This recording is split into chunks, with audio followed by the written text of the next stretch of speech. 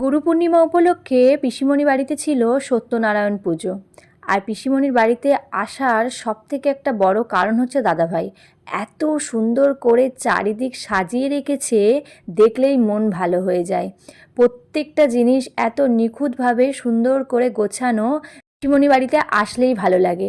আর দাদাভাই যেহেতু একজন আর্টিস্ট, এমন কোনো কাজ নেই যেটা পারে না। মেহেন্দি পরানো থেকে শুরু করে বাড়িতে আলপনা দেওয়া, ট্যাটু বানানো, আরও অনেক কিছু কাজ, যেটা তোমরা আমার ভিডিওটা পুরোটা দেখলে আরও ভালোভাবে বুঝতে পারবে।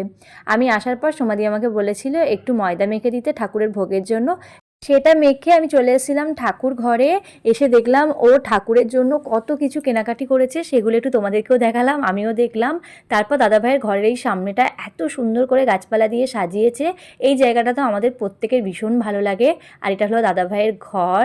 দাদাভাই এই মান্ডালা আর্টটা ঘরের মধ্যে করেছে, দেখতে বেশ ভালো লাগছিল। তারপর তো চলে এসেছিলো ঠাকুরমশাই, আর ওনাকে আমরা প্রত্যেকটা জিনিস গুছিয়ে গুছিয়ে দিচ্ছিলাম। যেহেতু উনি ছিল পিসুর বন্ধু, তাই ওনার সাথে সম্পর্কটা আমাদের বেশ ভালোই ছিল। গল্প করতে করতে সবাই সবার কাজ গোছাচ্ছিল। আমি এদিকে ভগবানের জন্য প্রসাদ রেডি করছিলাম, আর সোমাদি ওনার হাতে সমস্ত কিছু গুছিয়ে দিচ্ছিল। আর উনি মাখছিল নারায়ণ, যেহেতু পুজো হচ্ছে তাই সিন্নি তো অবশ্যই দিতেই হবে, তাই উনি এই সিন্নিটাই মেখেছিল। ওই একটা কাজ ওনার জন্য ছিল।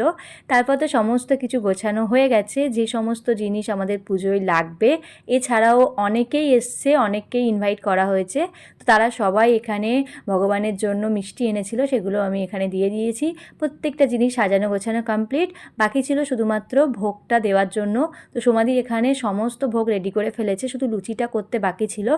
সেই জন্য মামুনি এখন গরম গরম লুচিটা ভাজছে। লুচিটা ভাজা হয়ে গেলে আমি সমস্ত ভোগটা সুন্দরভাবে গুছিয়ে সাজিয়ে রেডি করছিলাম।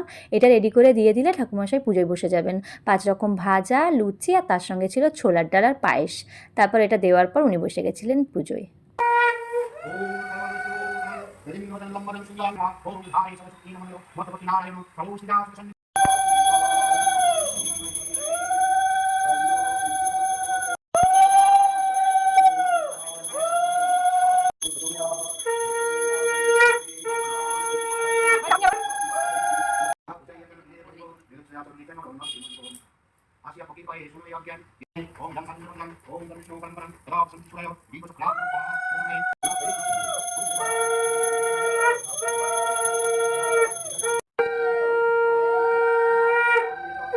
খুব সুন্দরভাবে পুজোটা পুরো কমপ্লিট হলো। তারপর আমি বসে পড়েছিলাম সবার জন্য এখানে প্রসাদ রেডি করতে, আর ঠাকুরমশাইও বেরিয়ে গেলেন।